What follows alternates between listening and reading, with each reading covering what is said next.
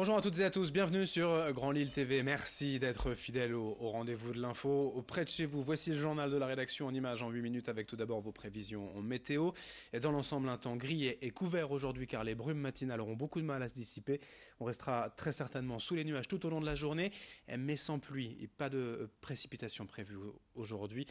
Aujourd'hui d'ailleurs, les températures vont être en légère hausse, 7 degrés pour les maximales cet après-midi à Lille.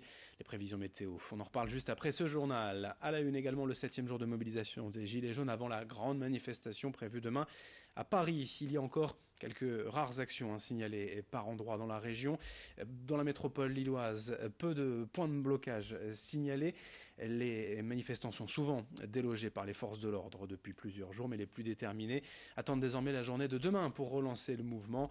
Dans ce contexte, d'ailleurs, le président de la République Emmanuel Macron devrait annoncer mardi de nouvelles mesures pour, je cite, rendre la transition écologique acceptable. Dans la région hier, lors de la séance plénière, Xavier Bertrand, président des Hauts-de-France, a de son côté validé l'élargissement de l'aide au transport mise en place en 2016. Elle était de 20 € par mois pour 30 km à aller sur un trajet domicile-travail. La distance sera désormais de 20 km seulement et pourrait donc concerner beaucoup plus de monde. Cette aide sera même disponible dès 10 km sur un trajet fait en covoiturage. Et puis notez que dès le 1er janvier prochain, la région financera également jusqu'à un tiers du coût des kits permettant de convertir un véhicule essence au bioéthanol. Les modalités de cette aide restent toutefois à préciser.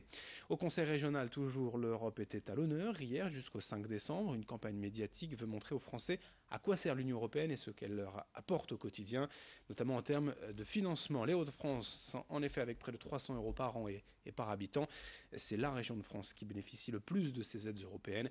D'où ce message et ces témoignages de personnes aidées dans leur quotidien par l'Europe. Explication avec une conseillère régionale en charge des aides européennes, au micro de Xavier Silly. C'est une campagne qui est lancée dans le cadre de notre rôle en tant qu'autorité de gestion, c'est-à-dire que nous, en tant que région Hauts-de-France, on gère un portefeuille de fonds européens qui est réinvesti sur le territoire, on programme les dossiers, on instruit les dossiers, et dans ce cadre-là, la Commission européenne nous impose de communiquer sur notre action et sur l'impact des fonds européens en territoire. La campagne Mon Europe, mon quotidien avait déjà été éditée en novembre 2016 sous forme de village de l'Europe avec aussi des supports presse et numériques. Cette année, on la réédite tout simplement, plutôt sur des supports numériques pour faire connaître l'action des fonds européens, l'investissement des fonds européens sur le quotidien des gens de la région de France. À Lille, le centre d'information et d'orientation accueille chaque année près de 5000 personnes, des jeunes pour la plupart, qui cherchent la meilleure orientation professionnelle. Le CIO est basé rue de Thionville, dans le Vieux-Lille, mais récemment, la région leur a demandé de partir puisque le bâtiment abritera bientôt le futur Institut régional de la photographie. Prévu dans 2 mois et demi, fin janvier, ce déménagement est jugé trop court par les agents du CIO qui craignent tout simplement que la région veuille à terme supprimer leur structure. Ils demandent donc un délai supplémentaire au moins jusqu'en septembre. Nous avons ici même contacté les élus de la région qui n'ont pas souhaité s'exprimer à ce sujet.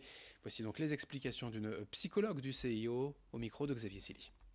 Le CIO de Lille, en l'occurrence, accueille à peu près 5000 personnes par an. Donc, en termes de volume d'accueil, ça va être compliqué sur un espace plus restreint avec des bureaux d'accueil moins nombreux, etc., de pouvoir accueillir le même volume de public.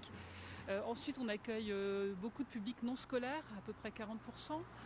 Donc, ce public non scolaire va être moins enclin peut-être à aller dans un espace type rectorat qui, symboliquement, est peut-être un petit peu différent d'un lieu comme un CIO. En plus, au rectorat, un plan Vigipirate oblige, il faut montrer pièce d'identité, etc. pour entrer.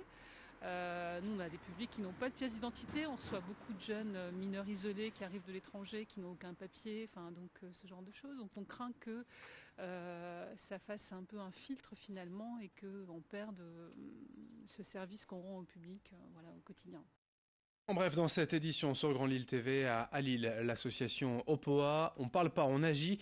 Un mouvement solidaire à la jeunesse organise ce dimanche à 13h sur la place Riour, à l'occasion de l'ouverture du marché de Noël, une distribution de nourriture et de vêtements à l'attention des sans-abri. Des kits d'hygiène seront également distribués. Et puis à LM, les petits frères des pauvres organisent une brocante solidaire demain, toute la journée de 9h à 18h dans l'ancienne usine Nidel, rue Fédherbe. Meubles, bibelots, livres, vaisselle, tapis ou objets divers seront en vente. Enfin, la nordiste Lynn Renaud de retour dans la région, demain au Furet du Nord à Lille à 16h pour une séance de dédicace, l'occasion de la sortie de son livre Mes années Las Vegas pour découvrir l'histoire de l'artiste de Mademoiselle From Armentières des années 60 à aujourd'hui. Dans cette édition également, l'hôpital Guy Châtillier de Tourcoing et son service pédiatrie viennent de recevoir cette semaine une petite voiture électrique pour emmener les enfants au bloc opératoire.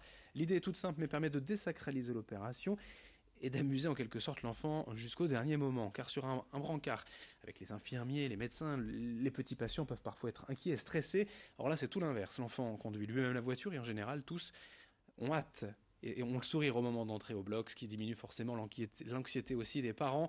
C'est le Lions Club Marc Jardin de Lille qui a financé cette voiturette, un réseau féminin d'aide à l'enfance et au handicap. Margot Sailly était hier à Tourcoing avec le docteur Dieu pour découvrir ces petites voitures.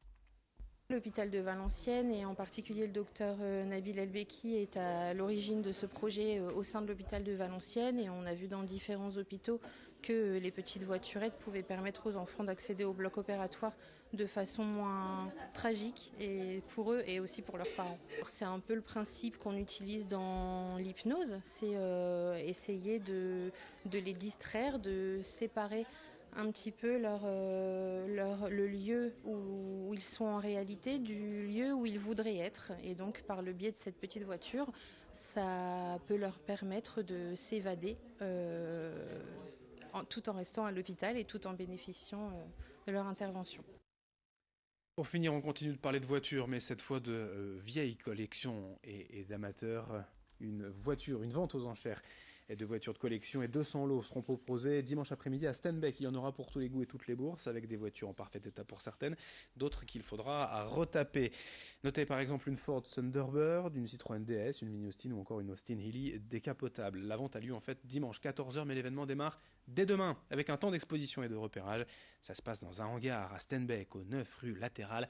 Explication quant à la provenance de ces véhicules au micro d'Edil Gunaï.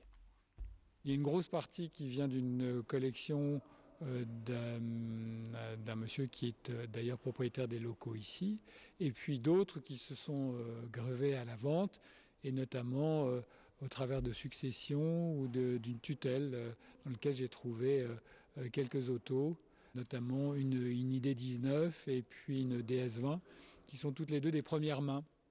Et puis il y a surtout une voiture qui s'appelle Pakis, les sociétés des usines Pakis. Et donc cette voiture, ce qui est amusant, c'est que c'est une deuxième main. Elle a eu que 2 propriétaires. Et donc la succession dans laquelle j'ai recueilli cette voiture, le propriétaire l'avait acquis en 70 et le premier propriétaire l'avait acheté en 1924. Fin de cette édition, à suivre dans un instant d'autres informations, d'autres images. Merci de votre fidélité sur Grand Lille TV.